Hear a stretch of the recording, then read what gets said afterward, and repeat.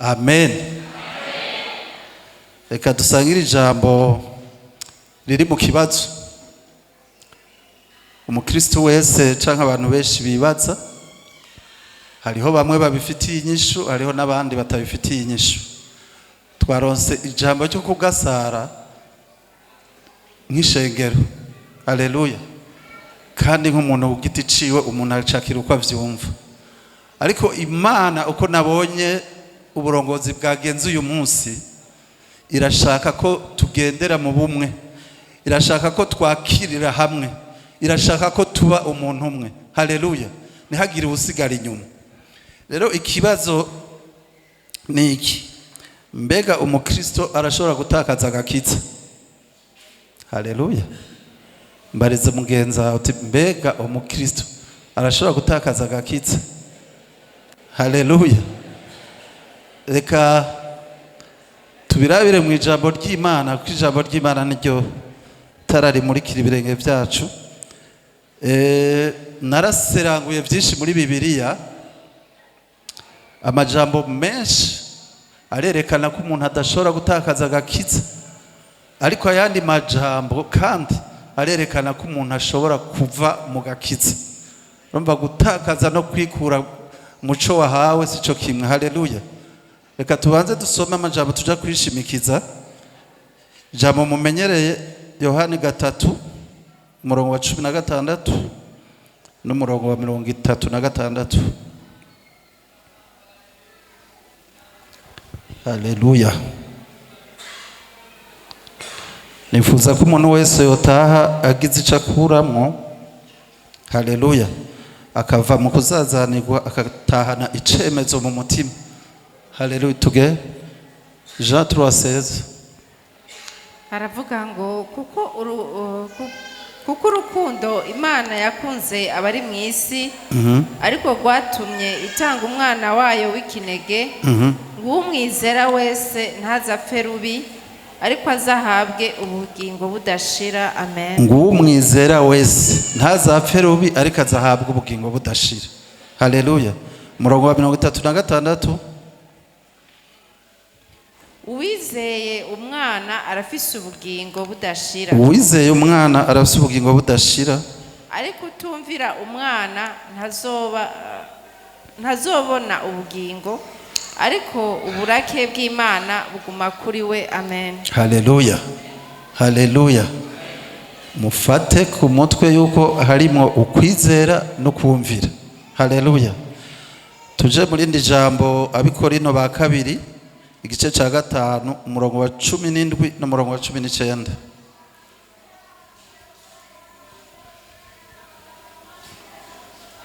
Nuko rero umuntu wese iyo ari muri Kristo, nuko rero umuntu wese iyo ari muri Kristo Yesu abari caremwe gisha. Abari caremwe gisha. Ivya kera biba bihise byose, byose biba bicitse bisha. Byose biba bicitse bisha. 19. Niko kuvuga yuko Imana yari muri Kristo yiyuzuza n'abari mu isi, ntiyabaharura ko ibicumuro byabo, kandi yatubikije ijambo ry'umwuzuzo. Amen. Haleluya. Haleluya.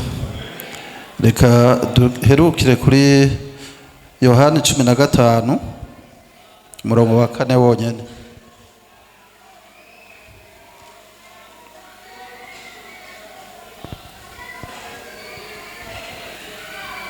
Jean 15 verset 4.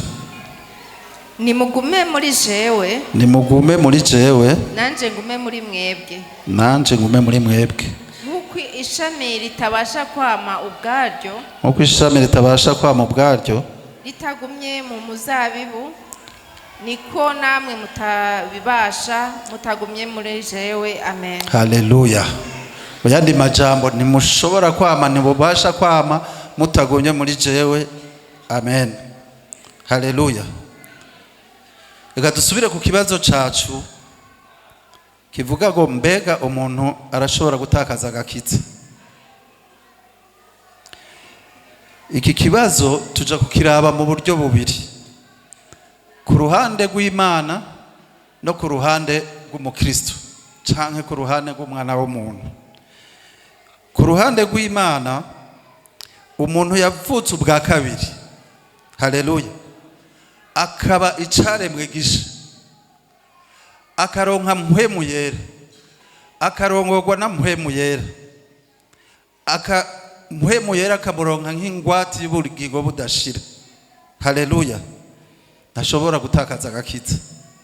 Amen. Kuko twahawe mpwemu yera, ntidushobora gusoma imirongo yose kuko ni myinshi. Yesu Kristo igihe yabambwa ku musaraba agapfa akazuka, ngo yaciye aduga mu ijuru icara iburyo bwa data, akora igikorwa ikihe? Aradusengera.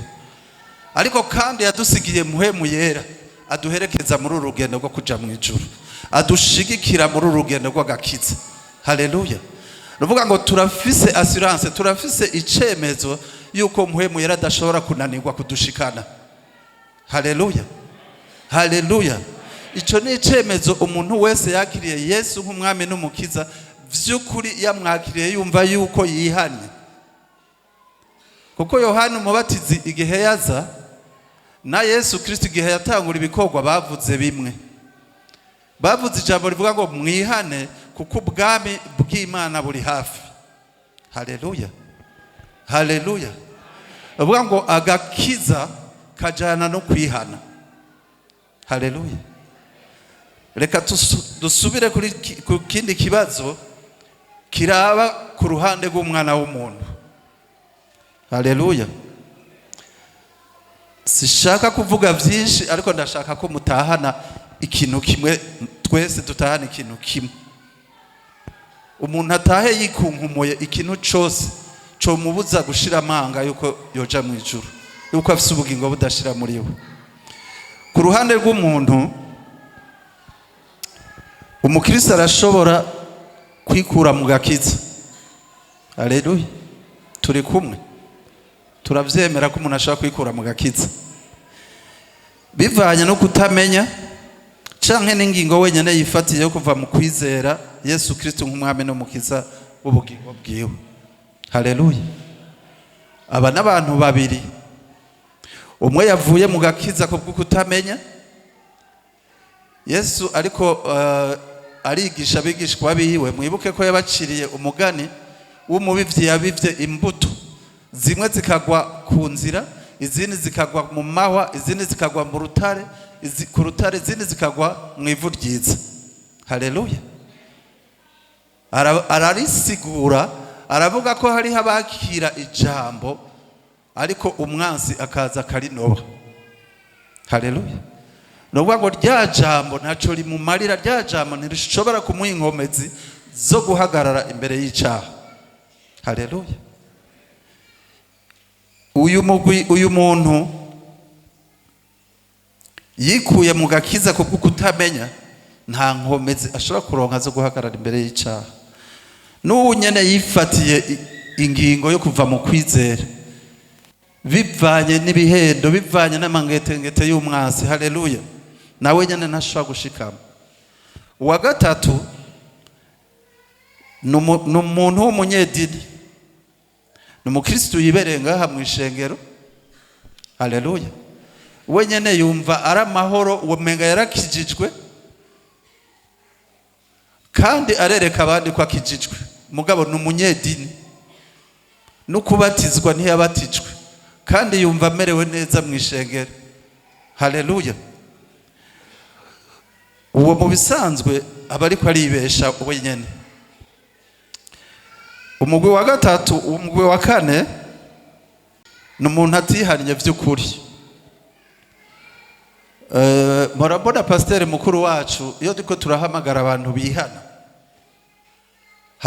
hariho abahora ahakwa gusubiza inyuma, avuga ati vy'ukuri umuntu aje kwihana, umuntu yumva adundumiwe n'icaha, umuntu yumva umutima wamenetse kubw'icaha, arashobora kuza aratwenga waje kwihana. Hariho rero umuntu yihana, je mpora ndabibona ku bakozi dukoresha. Umukozi urashaka kumubwira ubutumwa bwiza akakira agakiza kubera uri shebuja, sivyo gahebe? Kubera gusa yakubashe yagutinye akakira agakiza, cyane cyane abakozi bo mu nzu. Warindira ivyamwa ugahebura, akagukorera amarorerwa mu nzu, ukibaza none kagakiza karafashe, none kagakiza yaragaciriye, none kagakiza vyageze gute? Haleluya, haleluya. Umugwi wa gatanu n'umuntu yihakana Yesu nk'umwami n'umukiza, kandi yari yarakijijwe, kandi azi ijambo ry'Imana, agafata inyigo yo kwihakana Yesu. Uyu rero aragoye kugarukana mu gakiza. Mugabo ntitwokwihebura, kuko mu minsi iheze ngaha nyene twarabonye, twarakiriye umuntu, sinzi ko ari ngaha, umuntu yavuye mu gakiza aja muri Islam, kandi yahora no mu bikorwa by'Imana, hanyuma asubira kuza ngaha nyene aje gusaba imbabazi no gusubira, twasubiye kumwihanisha gusha. Yoba ari ngaha gahebe canke ntiyaje? Muramwibuka mu Islam yakirijwe ngaha. Ariko uyu muntu yavuye mu gakiza akihakana Yesu nk'umwami n'umukiza, kenshi aja gukorera Satani amenya atakwinyegeza. Haleluya. Nibaza ko abo bantu mumaze kubabona, umuntu ava mu gakiza agasubira mu kaboregwe, agasubira mu byaha byose, ukibaza ibyabaye ukabibura. Haleluya. Turumvirije imigwi y'abantu batanu. Mbega aba bantu inkwirikizi ibiyihe? Haleluya. Muri uyu mugwi wa mbere n'uwa kabiri, eka muri iyi migwi yose, inkwirikizi nuko uwo muntu yihakanye Yesu Kristo, uwo muntu yihaniye umurenzako, uwo muntu w'umunyedini, nta nkomezi zo gushobora guhagarara imbere y'icyaha azoronka. Jean de Dieu yadusomeye ijambo rijanye na kameremere, ibintu bibi bibyagwa na kameremere. Je nasomye ijambo riri muri Mariko risa nk'iryo, Mariko 7, badusomere umurongo wa 21 na 22. Ivyo iyo migwi itanu ihakwa gusubiramwo idahagaze neza mu gakiza. Haleluya. Dusomere Mariko gice c'indwi umurongo wa 21 na 22. Je naraharuye nsanga ni ibyaha 13. Kuko imbere mu mitima y'abantu havamwe ivyiyumviro bibi. Tugende buhoro buhoro. Kuko imbere mu mitima y'abantu havamwe ivyiyumviro bibi, ubushakanyi, ubwivyi, ubwicanyi, ubusambanyi, ukwifuza, kugira nabi, ubugunge, ivy'isoni nke, ijisho ribi, ibitutsi, ubwibone, ubupfu. Amen. Haleluya. Ngo kuko imbere mu mitima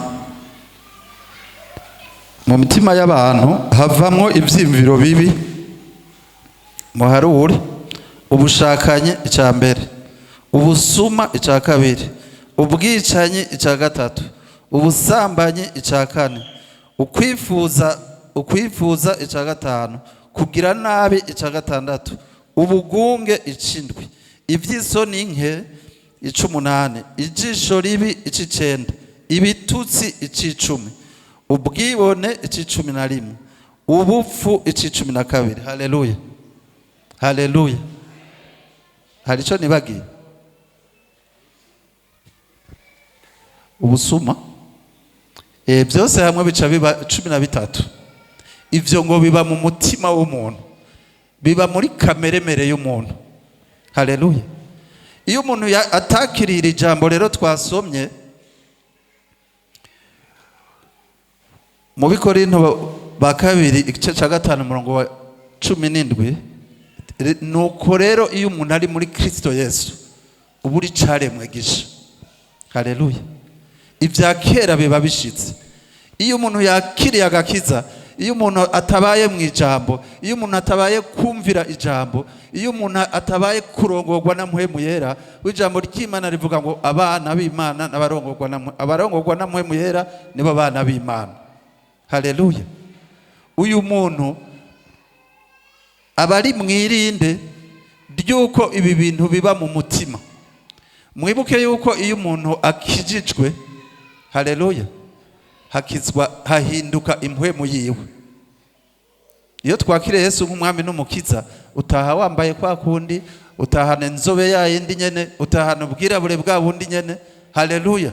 Nimba ufise n'amahere urayatahana. Amen. Ariko impwemu umuntu wawe w'indani ubutahanye mushasha, ubutahanye icaremwe gisha. Haleluya. Ico caremwe gisha rero kiba gikeneye kugaburirwa ijambo ku munsi ku munsi. Haleluya. Kugira ngo umubiri ni umushaha n'umubiri bibandanye bihingurwa. Amen. Kuko umubiri wowe ntukizwa. Haleluya. Umubiri ntukizwa, ubandanya uhindurwa na mpwemu n'ijambo.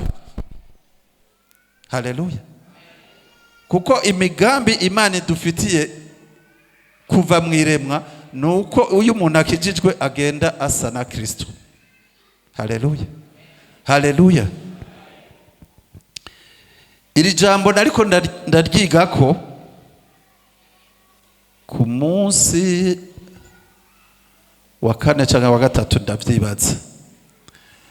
Ndiko ndaryigako, ndiko ndarisoma, ndiko ndaserangura amaverse menshi ugira ndabe ingene umuntu ashobora kwikura mu gakiza kubera ukutamenya, kubera wenyene yafashe ingingo yo kwikura mu gakiza. Muhora mubona abantu bigumura bakikura mu gakiza. Haleluya. Twe twarigeze gusengana n'umuntu yabwiye Imana ngo kutankoreye iki nanje ndaguhevye. Bere that Imana barayitera akagere. Imana ntibayitera akagere, kuko niwayitera akagere ntugira ahandi uhungira. Haleluya.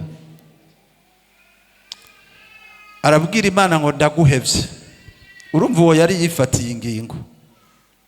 Nta minsi yaheze ngira ngo twamusengeye nka 5 kundwi tumugirira deliverance yimuwe mu mbizi mutere. Kubera iki? Yazugururiye. Amen. Haleluya. None bene data, Imana ishaka ko tuva mu kuzazanirwa. Amen. Imana ishaka ko dufata uru rugendo rwo kuja mu ijuru turi kumwe nk'umuntu umwe. Haleluya. Atawijijanye imitima. Umuntu aza kumva neza ari muri uyu mugwi, kuko Imana twasomye muri Yohana 3:16 kubwo urukundo Imana yakunze abari mwiza watumye itanga umwana wawe w'ikinege kugira ngo umwize ntazapfe rubi. Uyu murongo jewe ne wafashije mu gakiza, ariko azahabwa ubugingo budashira. Ukuvuga ngo mu yandi maverse menshi Bibiliya yaratwereka yuko agakiza twagahawe nk'ingabire. Nta bikorwa twakoze, na kimwe twari gukora kugira ngo tumerite agakiza, kugira ngo vy'ukuri twironkere kwikiza twebwe nyene. Haleluya. Rero nashaka ngo ko mubona uyu muntu agikekeranya kandi azi igituma, navuze ibituma 5, umuntu wese araza kwiyumva hari. Haleluya. Kugira uyu munsi umuntu akiri muri iyi migwi 5 navuze, umuntu atihanye by'ukuri, umuntu yumva yarazinutswe Imana ngo ntiyamwishuye, umuntu yumvise neza ko ari umunyedini, yiyicariye ngaha anezerewe no gusenga, anezerewe no guhimbaza, ariko nta camwa kiri muri we. Haleluya. Umuntu yikuye mu gakiza kubwo kutamenya nawe nyine araja kuvyumva, araja kwiyumva. Nasenze ngo umuntu wese yiyumve. Haleluya. Sinja kuvuga ubutumwa umwanya muremure. Nasenze ngo umuntu wese yiyumve, niturangiza umuntu yumva ko atihanye vy'ukuri, turaja kumuhamagara yihane asubire yakire Yesu umwami n'umukiza. Amen. Ubu ndiko ndavuga wewe uri muri iyi migwi, wumve vy'ukuri uri kuracumitwa mu mutima. Wumve vy'ukuri kuko Imana ishaka ko tujana turi bamwe. Ijambo ry'Imana rivuga ngo babiri ntibojana batasezeranye. Murumva ibintu biba biri mu mutima w'umuntu. Mubusanze muri kameremere y'umuntu harimo icaha. Kameremere y'umuntu wese yavutse kuri Adamu, kandi twese twakomotse kuri Adamu, hari afise kameremere y'icaha. Haleluya. Iyi kameremere y'icaha ikugwamwo na mpwemu n'ijambo, ikugwabwo n'icemezo c'umu mutima vy'ukuri kuri caremwe gisha. Mu Baroma 8 umurongo wa mbere niho havuga ngo iyo umuntu, somera Abaroma 8 umurongo wa mbere, habo nuko noneho abari muri Kristo soma tuvyumve neza.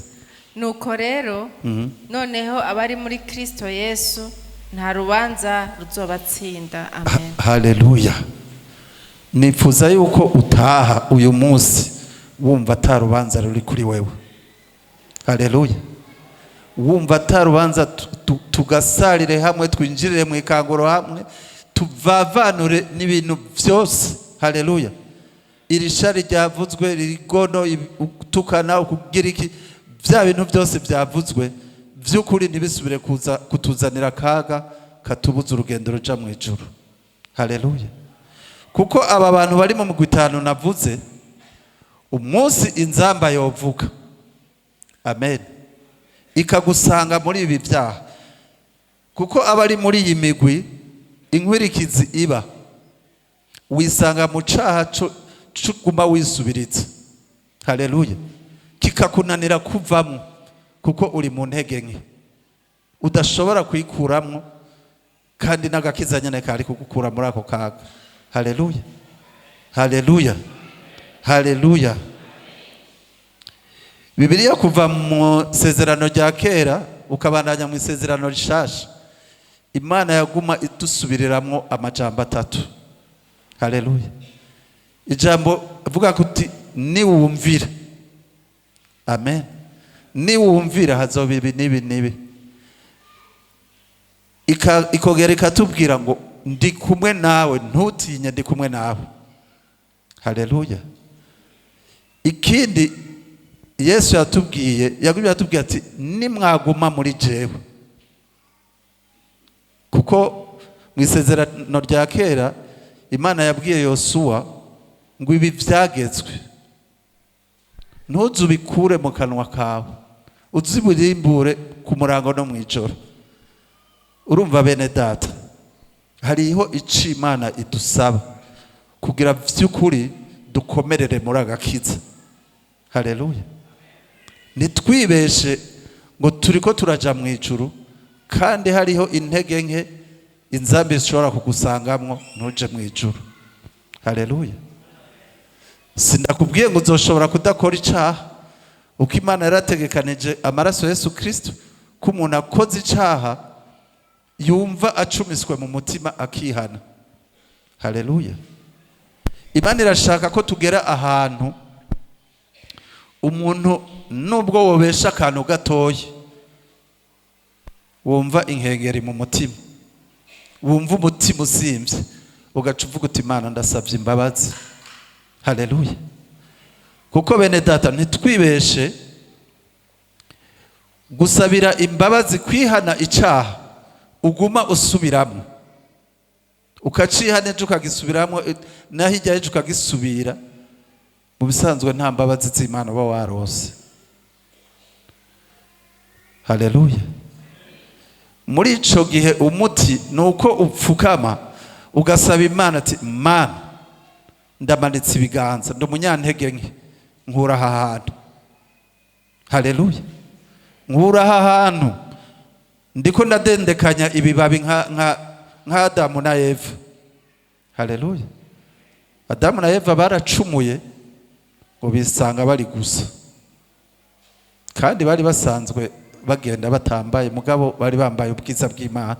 Kubera ubwiza bw'Imana bwabavuye ko baca babona ubwambure bwabo, ngo baja kwinyegeza badendekanya utubabi.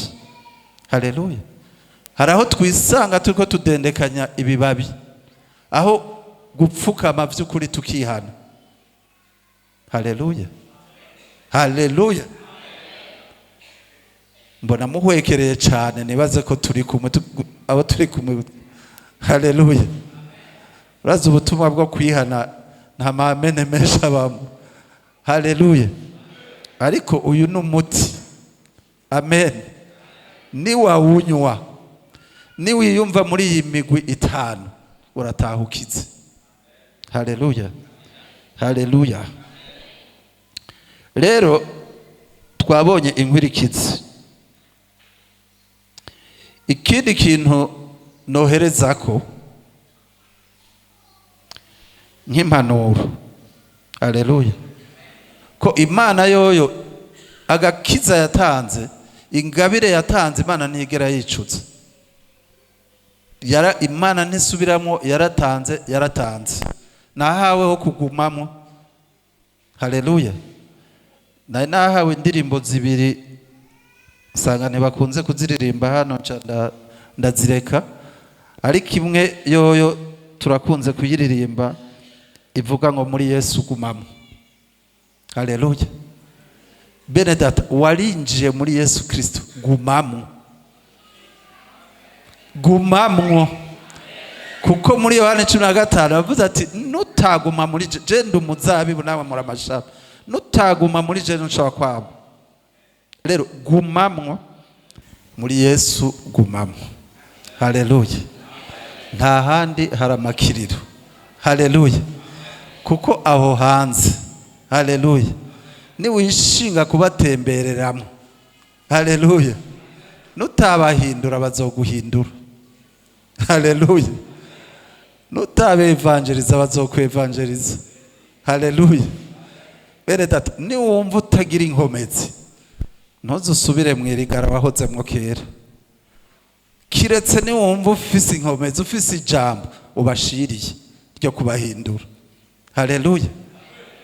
Ahandi ho uzosanga bagusubije mu kaboregwa. Haleluya. Muri Yesu gumamo. Haleluya. Ikindi nk'impanuro, ntuze wigere uta ishavu ku Mana. Haleluya.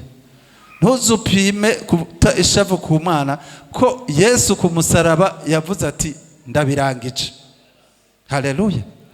Ndabirangije. Duhejeje kuririmba ngo ntunzwe n'ubuntu bw'Imana.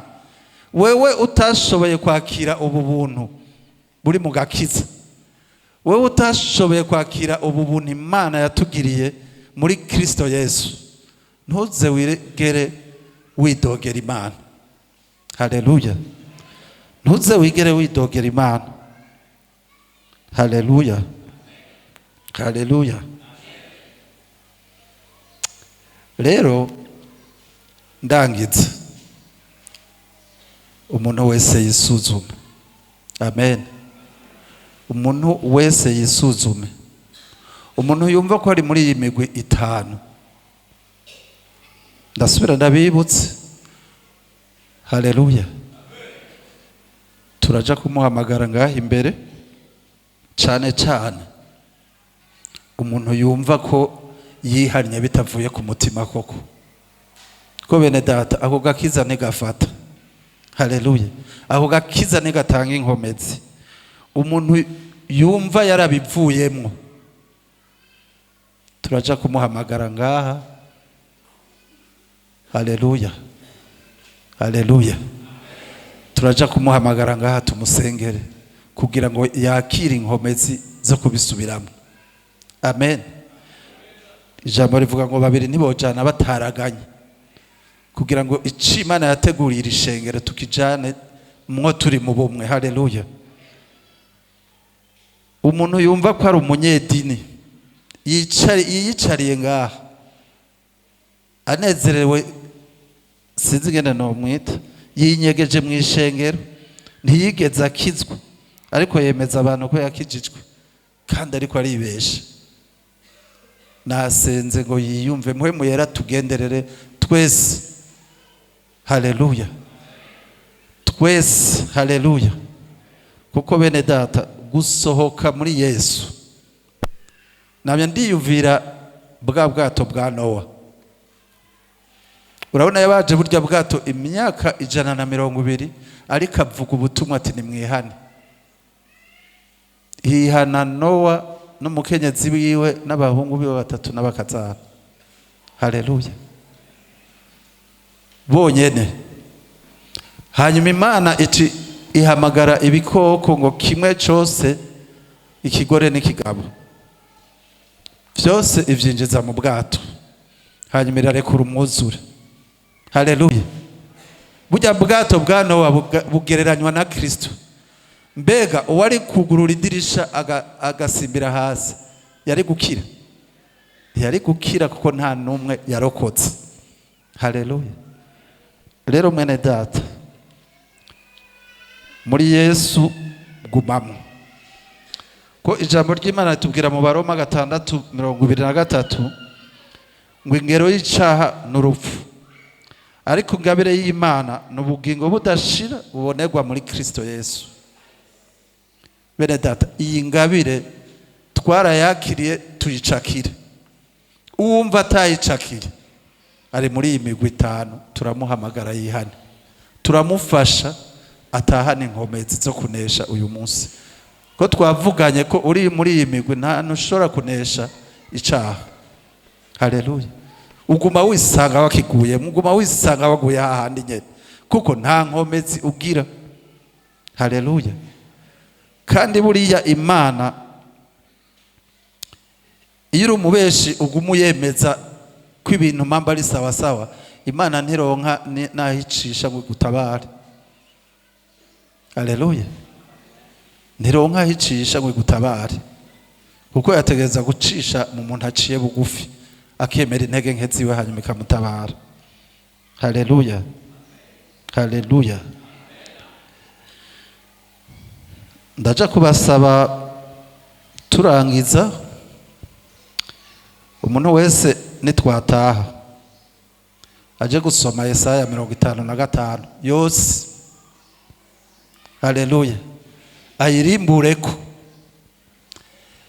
igituma ndabibasavye nuko harimo amajambo aja gufasha umuntu yari muri iyi migwi 5 navuze gusubira mu nkomezi ku mirongo wa kabiri havuga ngo mugire umwete wo kumvira niho muzorya ibyiza ubugingo bwanyu bunezererwe ibishashagira haleluya Imana isubiye kudusaba kumvira ntusubire kuyidogera nayo yagusabye kuyumvira haleluya umurongo wa 3 avuga ngo mutege amatwi muze kuri jewe mu nyumve niho ubugingo bwanyu buzobaho nutaba mu ijambo ugatega ugutwi ijambo ry'Imana rikagutabara niryo ryonyene rifise ububasha bwo kudutabara haleluya umurongo wa 6 ngo nimurondere uhoraho bigishoboka kwabonwa nimumwambaze akiri hafi uyu munsi turi mu gihe c'ubuntu haleluya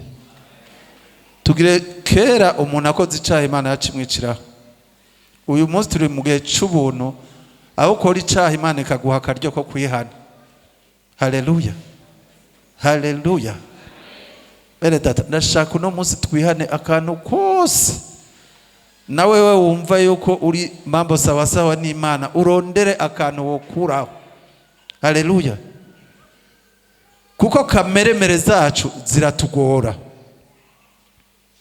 bene data n'Imana yasanga waraye uravuga mugenzawe haleluya waraye uravuga mugenzawe akabimenya akarara babaye uwo munsi niyaza kukujana ntuzoja mu ijuru haleluya kandi uzobuzize akantu gato ibintu byose warabikurikije mbwa yakameremere iravyuka uruvugo kuko mu muntu twavyumvise ko mu mutima w'umuntu hari intege nke nyinshi. Haleluya.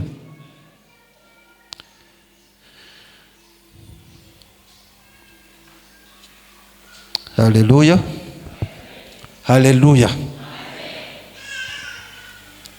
Nibaza ko umuntu wese yiyumvise, na jewe niyumvise uko ndiko ndategura ubutumwa nanje narafashijwe. Haleluya. Narafashijwe kwitegura ku munsi ko inzambi ishobora kuvuga canke urupfu rushobora kubuza. Haleluya.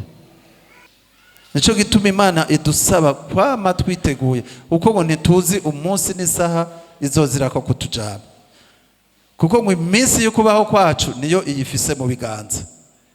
Haleluya. Ntuzi kuzotaha ku myaka 30, ntuzi kuzotaha ku myaka 50, ntuzi kuzotaha ku myaka 100. Ico ukora idusaba Imana kwama twiyeza ku munsi. Haleluya. Ariko kandi ntitugire ubwoba, yadusabye kuba muri Kristo Yesu gusa, niyo itanga inkomezi. Haleluya. Niyo itanga inkomezi, niyo itanga ijambo, niyo itanga kuba muri Kristo Yesu. Haleluya. Kuko Abanyefeso 2:10 yavuga ngo kuko turi biremwa vyayo, yaturemeye muri Kristo Yesu kugira ngo dukore ibikorwa byiza vy'Imana yateguye kuva kera ngo tubigenderemo. Haleluya. Navuga ngo nta kibi takizi, naco dukora itakizi, dukora ivy'Imana. Ariko uyu muntu yikura mu gakiza acaja gukora ivy'Imana itamugeneye. Haleluya. Rero umuntu wese yumvise aja kwihana.